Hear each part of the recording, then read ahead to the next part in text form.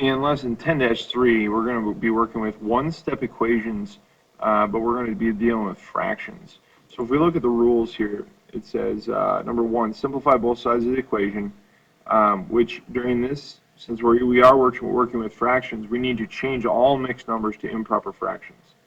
Then step two, get rid of any addition and subtraction to the side of the variable, and then get rid of any multiplication and division to the side of the variable. So again, this lesson builds off of our previous lessons of one-step equations, except for now we need to be able to work with fractions while we're doing this. So along with the first step, we also, when we are dealing with adding and subtracting, we will need a common denominator.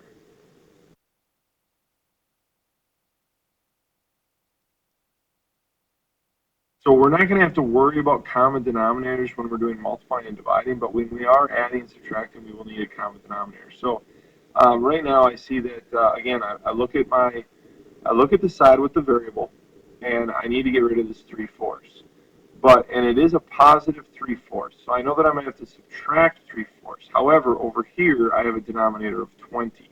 So what I want to do is I want to rewrite this whole problem with a denominator of 20. And to do that, I need to multiply both top and bottom by 5. So I'm going to rewrite it. I'm going to go 15 over 20 plus x equals negative 17 over 20.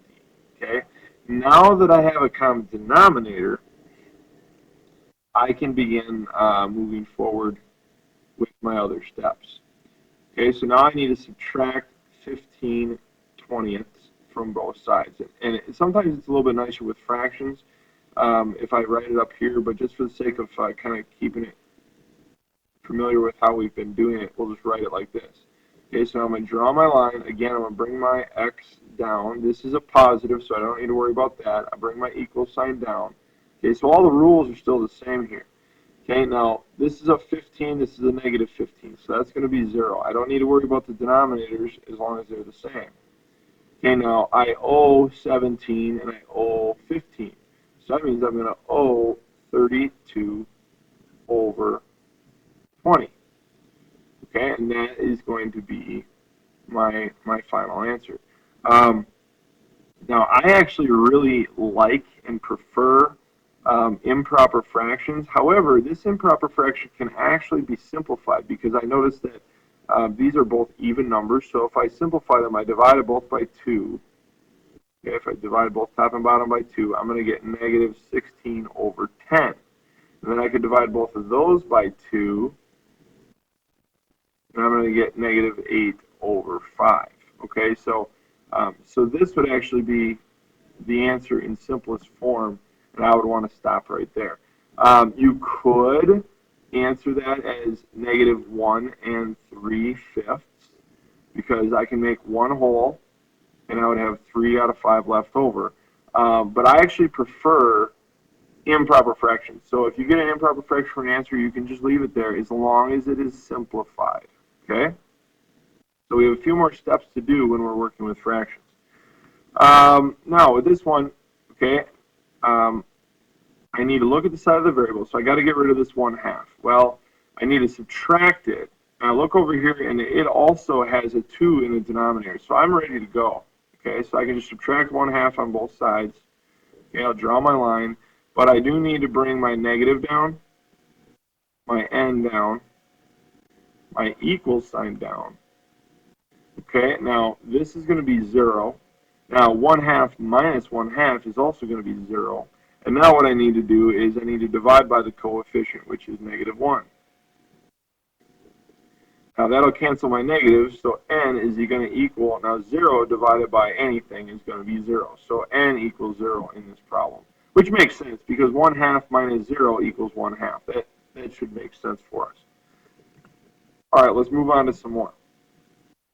Again, now take a look here. The first step, if I look back at the first step, it says simplify both sides of the equation. Change all mixed numbers to improper fractions. So I actually have a mixed number here. So I need to multiply 2 times 4, which is 8, and then I need to add 8 to the numerator. Okay?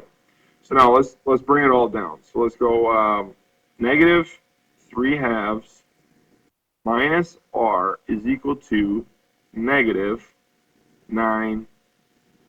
Again, 2 times 4 is 8, so we add the 8 to the numerator, so 1 plus 8 is 9. And then the denominator stays the same.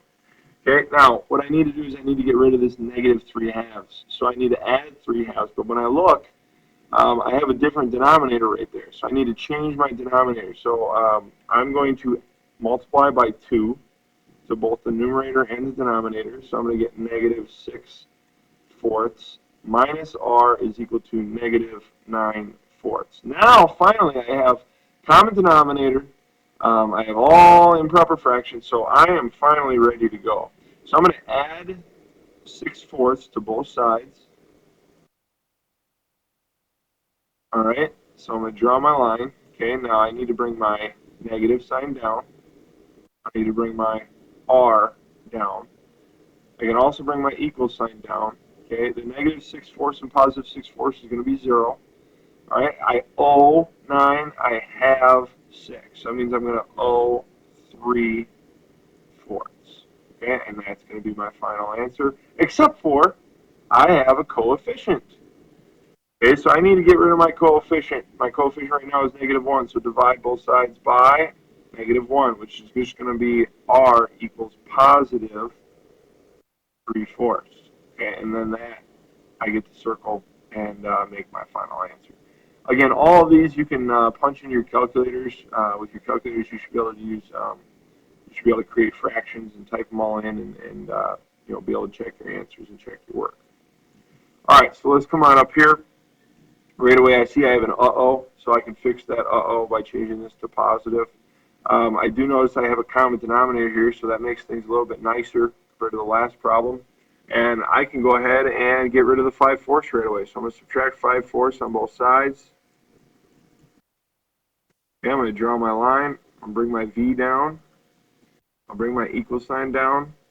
All right, this is canceled at 0, and then 21 minus 5 is going to be 16/4, and that'll be positive because this positive, I have 21, I only owe 5, so I'm going to have 16/4, and I can actually simplify that. So let's go v equals 4, and that'll be my final answer. So that one actually turned out not too bad. So there we go. Let's go ahead and keep moving. Okay, so those were the addition and subtraction examples. Now these are the multiplication division. Believe it or not, multiplication division is actually easier because I don't have to worry about common denominators. If you remember back here, I told you at the beginning, you do not need to have common denominators when you are getting rid of multiplication and division. So this is actually a nice thing. Okay, again, focus on the side with the variable. We need to get rid of this 1/3, all right? Normally, we would say the coefficient is 1/3. Normally, we say, okay, let's divide by the coefficient. But we do not divide by fractions. Instead, we multiply by the reciprocal. Whatever you do to one side, got to do to the other side. So let's multiply by 3/1 over there. Okay, the 3's are going to cancel. The 1's don't matter, so I just bring the n down. Okay, here I can't cancel anything, and this is negative, so let's go with -3/5, because I needed to multiply 3 times 1 and 1 times 5, and then I just get -3/5, and I'm done. So actually, you know, I hope you kind of notice that this is actually a lot nicer than adding and subtracting. Adding and subtracting fractions becomes a little bit trickier because you have to have common denominators. Multiplying and dividing fractions isn't so bad at all. Okay, so here, k, I need to get rid of this 2/3. So again, in order to get rid of the fraction, I need to multiply by its reciprocal. Now, it's positive, so I multiply both sides by a positive 3/2. All right, now the 3's will cancel. The 2's will cancel. I'm left with my k. So I bring that down. I have k is equal to, now this is a negative and this is a positive, so my answer is going to be negative. I also notice here that my 3 and my 3 can cancel. So when I multiply straight across, I'm just going to have 1/2. So -1/2 is my answer. So if I write that in the same color here, it's going to be k equals -1/2. That way it looks a little bit nicer there for our answer. So those are probably a little bit easier than the first few examples that we did. Okay, now here we still could get some mixed numbers, which in that case we will have to do an extra step. So Again, convert all mixed numbers to improper fractions. So let's do 1 times 4, which is 4, and we got to add it to the numerator. So 1 plus 4 is 5, and the denominator will stay the same. So it's 5/4 x. Now it was negative, so it has to stay negative. Okay, and then bring your equal sign down. Kind of like bringing your negative down here too, and then we just bring this down. Okay, so 65/16. Now we got it down to just an improper fraction, which we like. So let's multiply by the reciprocal. Now I also want to get rid of the negative, so let's multiply by a -4/5. And whatever you do to one side, you got to do to the other. So -4/5 over there as well. Okay, now watch what happens. The negatives, they're gone. The 4s are gone. The 5s are gone. Okay, what am I left with? Just my x. We can bring that down. All right, we can bring the equal sign down. All right, the 4 and the 16. Okay, the 4 can actually turn into a 1, and the 16 can turn into a 4. All right, this is negative, this is positive, so my answer is going to be negative, so I know that. This is a 5 and this is 65, so the 5 can divide into 5 once, and 5 can go into 65 13 times, because 5 goes into 6 once, and it'll leave 15 left over, and 5 goes into 15 3 times. So what I'm left with here is 13/4. All right, now, we got to check to make sure it's simplified. So 4 cannot go into 13, and neither of them are even numbers, and actually 13 is a prime number. So we are simplified, and remember what I said, I actually prefer improper fractions compared to mixed numbers, so you can leave it just like that. You know, if you wanted a mixed number, you could say it's -3 and 1/4.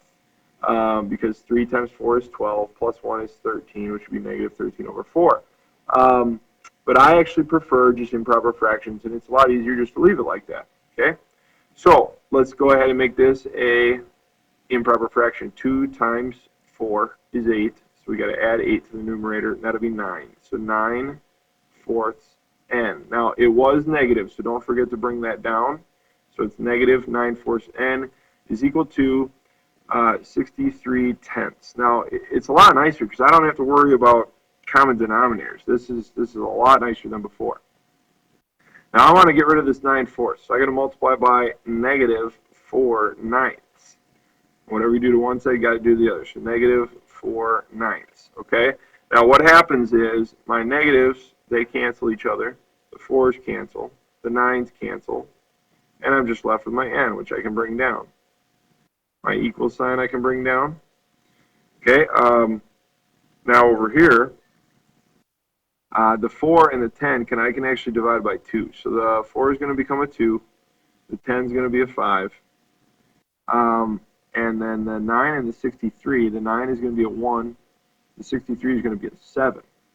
All right, so I'm at a point here where I've simplified it all the way. This one is negative and this one is positive, so I know my answer is going to be negative. If I multiply across, 7 times 2 is 14, and 5 times 1 is 5. All right, now I can't simplify this at all, and it's an improper fraction, but I like improper fractions, so I can leave it just like that. And there's my answer, -14/5. Now again, like I said before, I could say that's -2 4/5, because 2 times 5 is 10, plus 4 is 14. But I much prefer just improper fractions.